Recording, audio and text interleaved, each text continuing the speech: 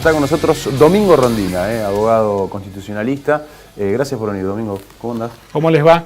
Bien. Mucho gusto de estar acá con ustedes. Bueno, se vienen las elecciones. Es cuando más laburás en época de elecciones. Yo trabajo cada 2 años, básicamente. Sí, claro, sí, está. Te suena el teléfono. El derecho constitucional en Argentina más tiene que ver con la elección de cargos políticos que con los derechos de todos los días, así que... Lamentablemente. Sí, pero es la realidad. Lamentablemente. Bueno, a ver, algunas cuestiones que estuvieron circulando por estas últimas horas. Vamos a hacer la teleclic electoral, digamos. Está bien, sí, claro. Bueno, es el momento. Es el momento. El viernes pasado charlábamos en la radio con Jorge Boazo. Jorge Boazo nos contaba que él se va a presentar como candidato a diputado nacional en una interna dentro de Cambiemos con el candidato del radicalismo universitario, en este caso Salvador Cantar, que estuvo la semana pasada en rueda de prensa. Nos decía, me quieren imponer una cláusula cerrojo para que yo no pueda acceder finalmente a las generales, o explicarnos un poco cómo es esto de la cláusula cerrojo, digo, si realmente es factible, se puede hacer, si lo hizo o no lo hizo hasta el momento la gente del radicalismo universitario dentro de Cambiemos. Claro, lo que establece la alianza Cambiemos del PRO, la UCR, en su acta constitutiva establecieron que si hubiese internas, para entrar al reparto de candidaturas en vista a la elección general, las listas en las PASO tienen que superar un mínimo de 25%. O sea, solo si obtienen el 25% de los votos de la interna, tienen derecho a repartirse esos 9 cargos en expectativa para la general. O sea, se les fija un umbral alto del 25%. Claro, un piso de 25% para... Esto ya se había hecho en el Frente Progresista cuando Paloliver compitió, también le pusieron ese umbral del 25%. Y yo te tengo que decir que al igual que Fabio Serpa, Jorge de Rosario Boazo tiene razón.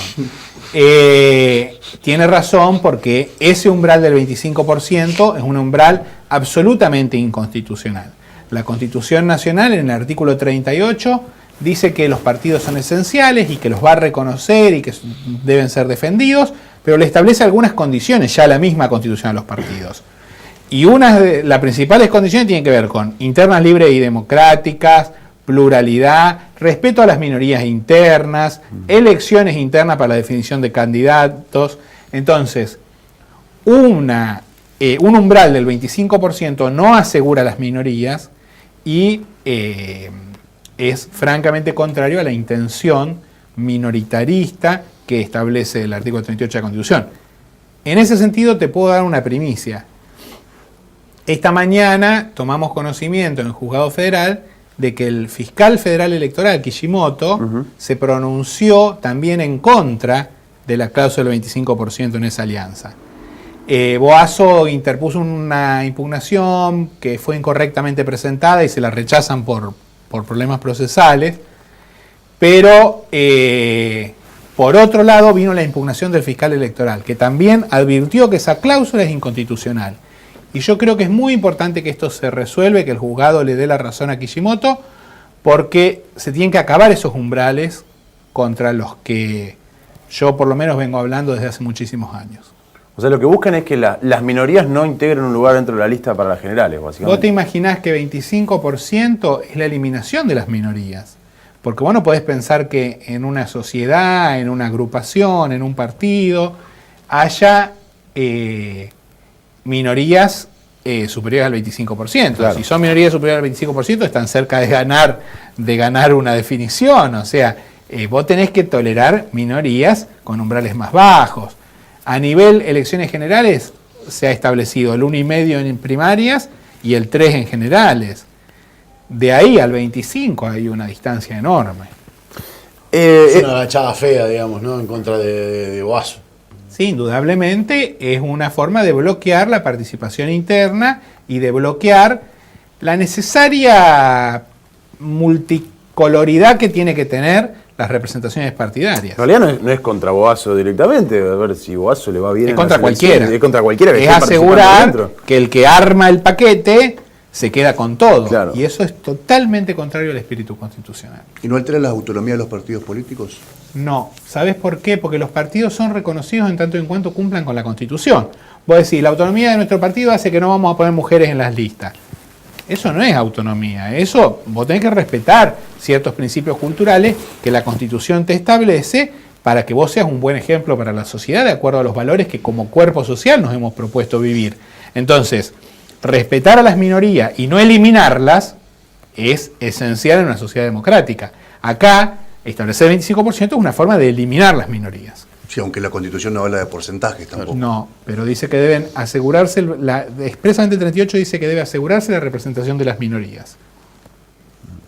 El fiscal Kishimoto, independientemente de la presentación de Boazo, consideró que no está respetando el artículo 38. En los expedientes electorales se le corre traslado al fiscal electoral para que dé su opinión sobre cada una de las alianzas de los partidos.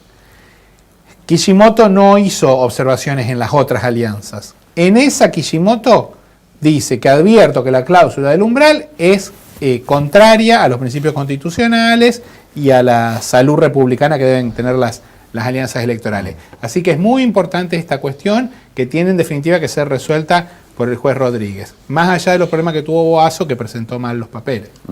Explícanos brevemente, a nosotros, a la gente más que nada, ¿qué es el sistema DONT?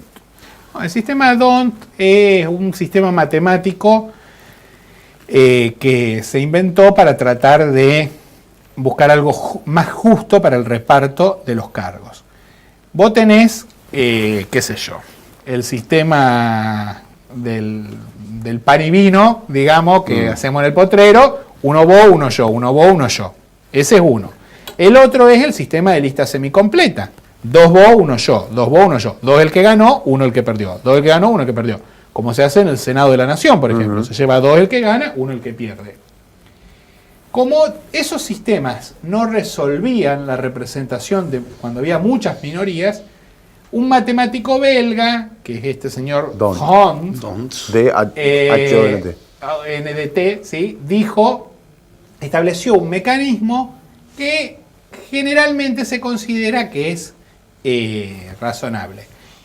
Se divide la cantidad de votos válidos afirmativos por la cantidad de cargos a ocupar, de ahí se obtiene un número, digamos un cociente, de ahí eso se va asignando al primero. Si el segundo logra el doble, tiene 2 cargos, pero si no logra el doble, se busca al siguiente a ver si logra el cociente. Si no logra el cociente y su número es inferior a lo que le sobra al primero, se le da al primero. O sea, es un sistema matemático que para la asignación de los escaños es un sistema que en general se juzga adecuado. Hay muchos otros.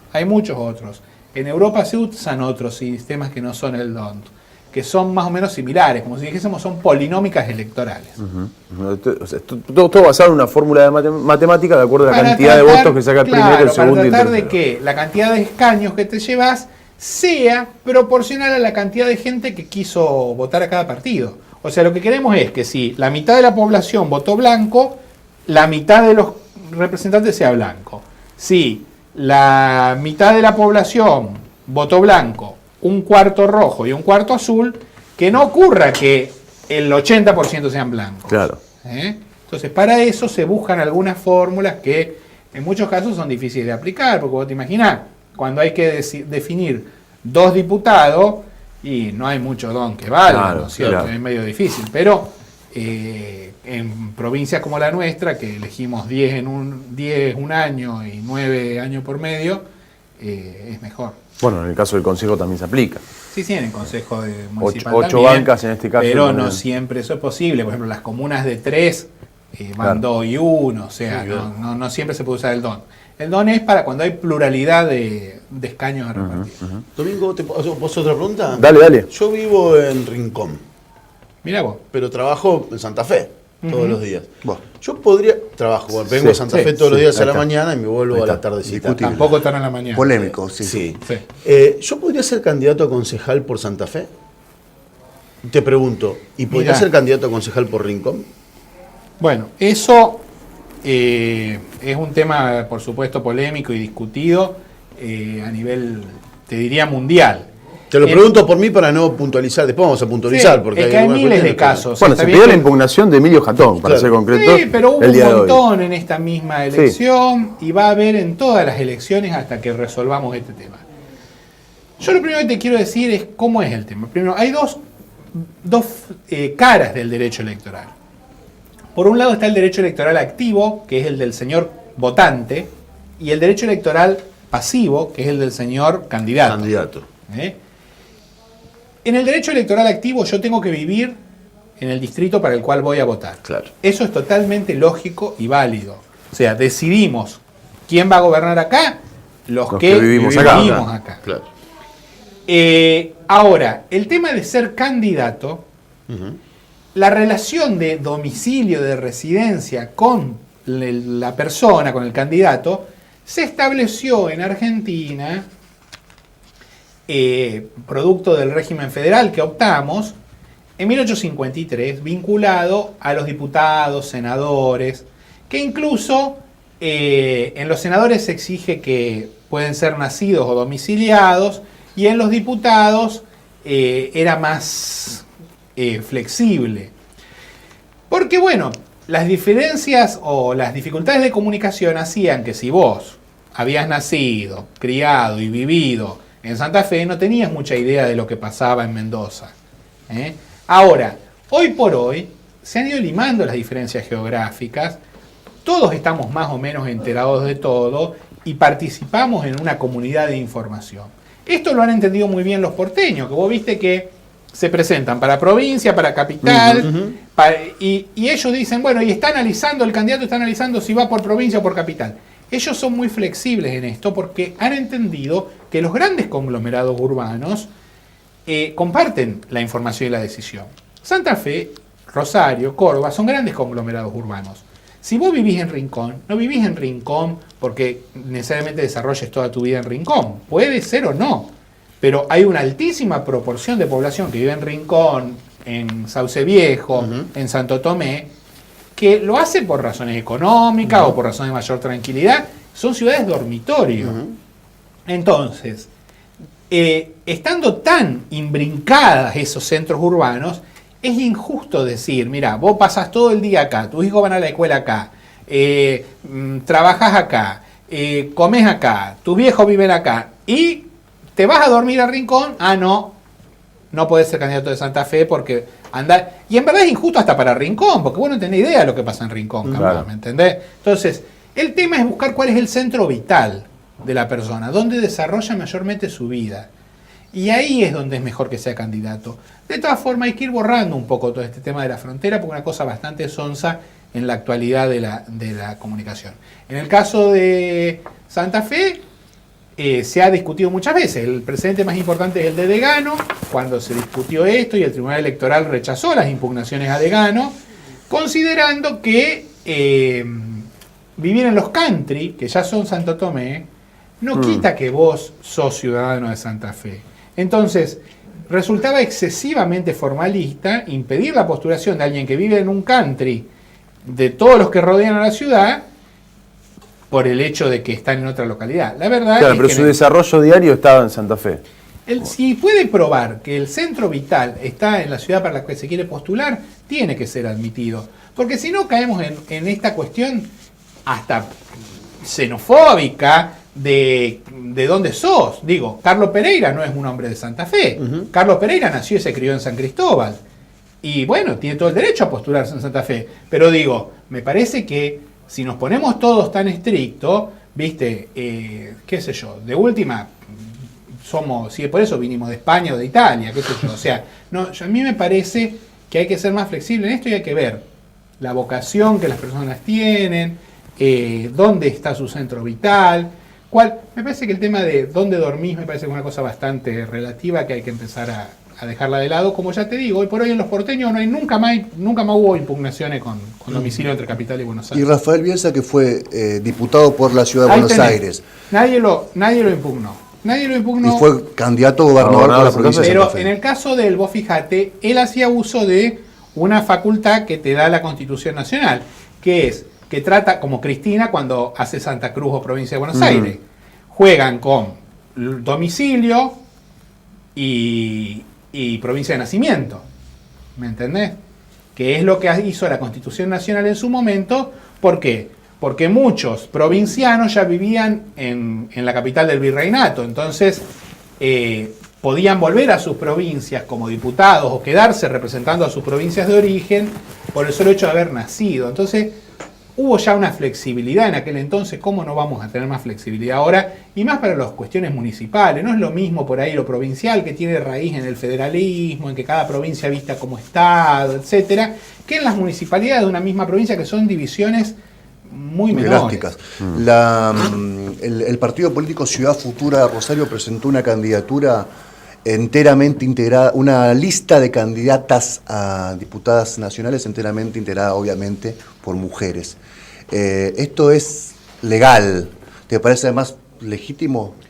Sí, es legal, es constitucional, y no solo que me parece legítimo, sino que me parece una experiencia muy valiosa, muy positiva. Las medidas de discriminación inversa, discriminación positiva, las medidas positivas que le dice el artículo 37 de la Constitución Nacional, implican que cuando se advierte en la cultura que hay una mayoría de una coloratura, promover la inserción de otros. Esto se hizo en Estados Unidos con respecto a los negros, se avanzó mucho en ese sentido, y en Argentina, en el aspecto político, se ha ido trabajando desde el principio de los 90 con el cupo femenino. No existe cupo masculino porque la realidad sigue marcando que los varones tienen la mayoría. Entonces, decir, la lista no puede ser solo de mujeres, tiene que haber cupo masculino, es no entender cómo funcionan los cupos. Los cupos son solo femeninos, porque la composición de los cuerpos indica que mayoritariamente en Santa Fe tenemos un tercio, menos de un tercio de la legislatura, de la Cámara de Diputados de mujeres. En la Cámara de Senadores tenemos una mujer de los 19. Entonces, las leyes prevén cupo femenino porque la realidad de la cultura muestra que lo masculino es predominante. A mí me parece que estas experiencias como la de Ciudad Futura, de presentar una lista solo de diputadas mujeres, es muy positiva, muy valiosa. Pero no quiero olvidarme que en Santa Fe esto ya se hizo y con buena experiencia de una mujer que hay que recordar y que sigue trabajando mucho, una persona muy valiosa de Santa Fe, que fue y es Chabela Zanutich. Chabela, en los años 90, presentó lista de concejales solo mujeres. Sí, bueno. Y me parece que son experiencias disruptivas, muy interesantes para discutir el género y para que todos aceptemos que las mujeres son absolutamente iguales a los hombres, pueden ser candidatas, pueden ser gobernantes, y cuanto más haga la legislación, el gobierno, para que se vea más mujeres en todas las funciones, vamos a resolver un montón de otros problemas que tienen su raíz en la falta de respeto al género. Gracias por venir, Domingo. Gracias a usted. Te vamos a volver a molestar, por mucho supuesto. gusto. De acá a octubre vamos a recibirlo bastante seguido. Tenemos tiempo. A full. Se viene la época. Vamos a preguntar por el veto a la próxima vez que venga. Por la ordenanza de los concejales también, que le pone una fecha de plazo al intendente. Para contestar los pedidos de informe. ¿Es inconstitucional? Que le digan, contéstela en 15 días. Que le pongan un plazo. No. A ver, muy brevemente, porque no quiero hacerlos extenderse. El tema de las incumbencias entre ejecutivo y legislativo, en principio son constitucionales. En Santa Fe no hay una constitución de la ciudad, una carta orgánica que establezca esas relaciones, por lo tanto está la ley orgánica de municipios, la 2756, que no prevé esos plazos. Ahora, en esta dinámica interrelacional puede establecerle un plazo. Ahora, él no está obligado a cumplirlo porque son dos poderes independientes. Entonces, lo que hay que buscar es que no queden las atribuciones de uno, no queden en saco roto por la inconducta de otro. Entonces hay que buscar algún mecanismo por el cual, si vos podés pedir informe, el otro esté obligado a contestar. Claro, porque si no, como el derecho de peticionar a las autoridades. Vos presentás escrito a la administración y no te contesta. No, si vos podés peticionar, hay un deber de contestar. Y lo mismo con los pedidos de informe, que pasa lo mismo con la legislatura y el Ejecutivo Provincial. Entonces, yo creo que hay que buscar una solución. Ellos intentarían con el mecanismo de la ordenanza. Bueno, me parece que puede ser discutible. Ahora, tenemos que encontrar una solución, porque si no, la inacción de un poder bloquea al otro.